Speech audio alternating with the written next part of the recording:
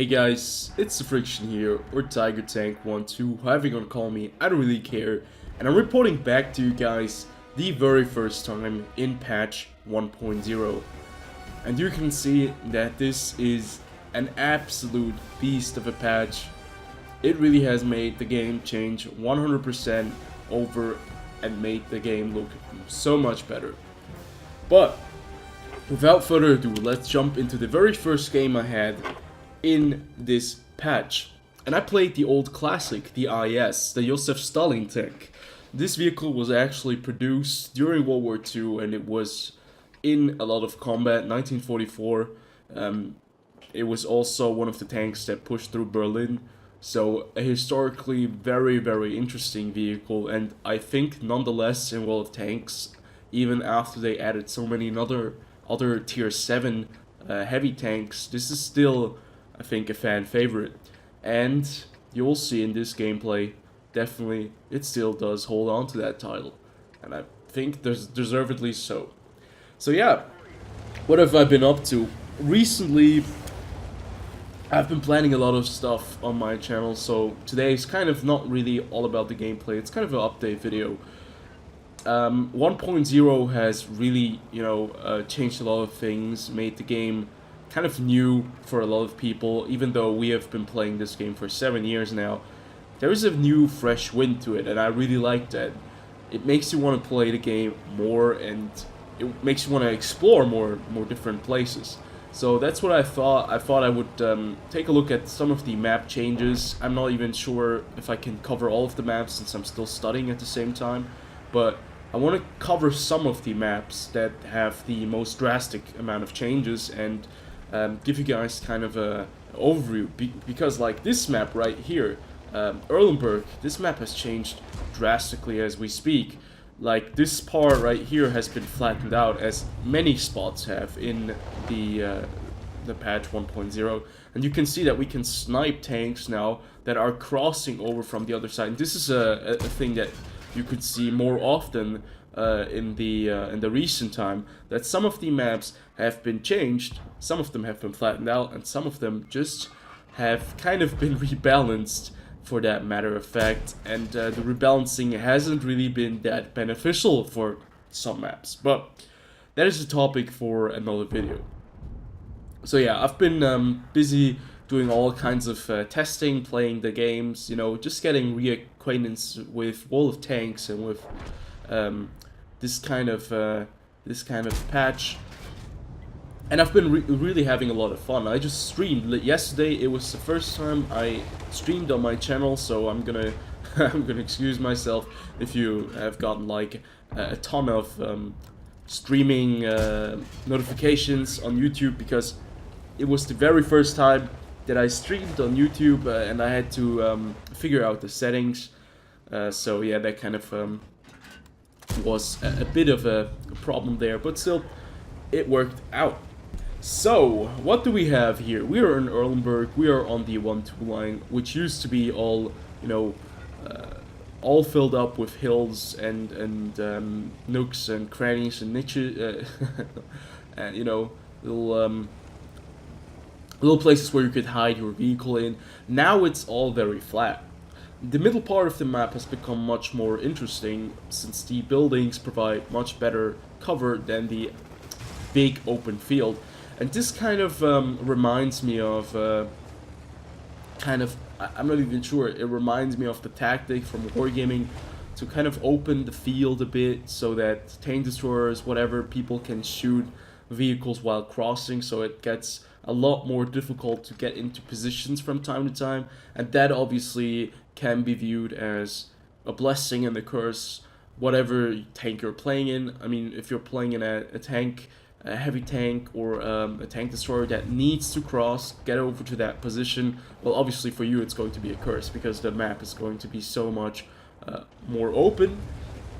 But at the same time, if you're a tank destroyer or you're a vehicle that has great view range like a light tank, you're going to be having a lot more opportunities to do damage and scout. But at the same time, I have to be honest as well, there are positions in the back of this map where you can actually fall in with cover. So for all the people that don't have any patience, the front part of the map, if we take a look at the H line, people actually can cross that and be faster at the castle, but if they are too slow, obviously they're going to get caught outside in the open, and, well, it kind of gives you several options now of how to proceed in this game. So pretty much choosing the right, lane, choosing the right place to cross is going to be essential for your tank.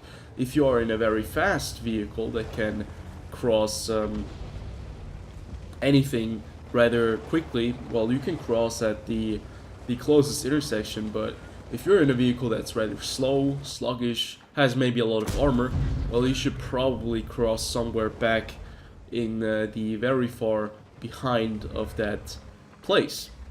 So, getting back into the game and not talking anymore about the map, you can see that we have pushed the new castle area here. And this Scorpion, the original tier 7 Scorpion, does have great gun suppression, but was unable to penetrate us with his heat round. And now we're in a very, very ideal spot, very nice position to engage this T-29. Unfortunately for us, artillery suddenly has an invested interest in us, but well, I guess you cannot work around that. So the T-29 is out in the open, and you can just see how flat the map is. Holy crap, it reminds me every time how flat this map is. And we take out the T-29. I think we get hit by another arty shell, but our damage total is 2,727. Not too bad, and we're still alive in a tier 7, 6, and 5 match. So, what is going through my head at this moment? At this moment, I'm thinking, well, we cannot lose this match. This is impossible. All of a sudden, there's a T-67 around here. I dunk my shot out like a potato. He moves in.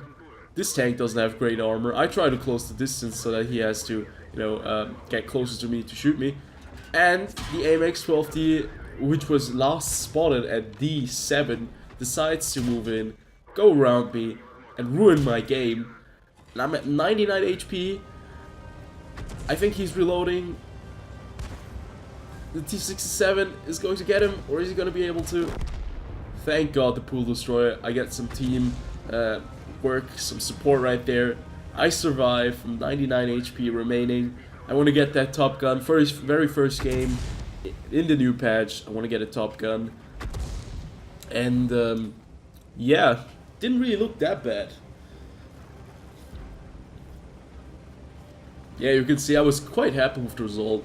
First game in my IS after such a long time. I'm trying to get the ISM. That vehicle is just, I think it's very interesting to play. It's not that massively overpowered if you can get like the front part of the tank, and especially if you're alleviated above it.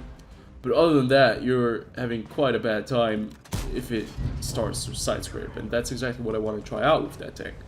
Since I made a video about it, covered it, and talked about the side scraping capabilities, but I want to see how it is on the live server. So we got the artillery piece securing our top gun. The Hummel has been taken out of the match, and now it's all about the LA-FH-18B2, the French tier 5 premium artillery. We're trusting in the Soviet gun, and we get the 7th kill, securing pretty much the game. 2,825 damage dealt, 945 damage bounce on this tank, and 281 spotting damage. So, overall, what can I say about 1.0? Well, I'm very excited, I'm very happy with the changes, the maps look amazing, the game feels so refreshed, it feels really cool to play the game right now, and I think it has really gotten a lot of the people back into the game.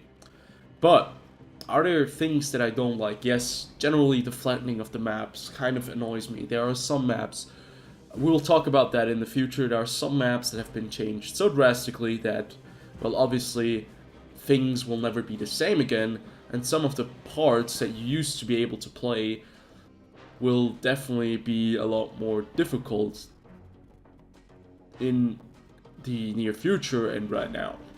So, yeah. I hope you guys did enjoy this gameplay and commentary. As always, like, comment, and subscribe, and I will update you guys on the next date when I will stream on YouTube. Until then, peace out.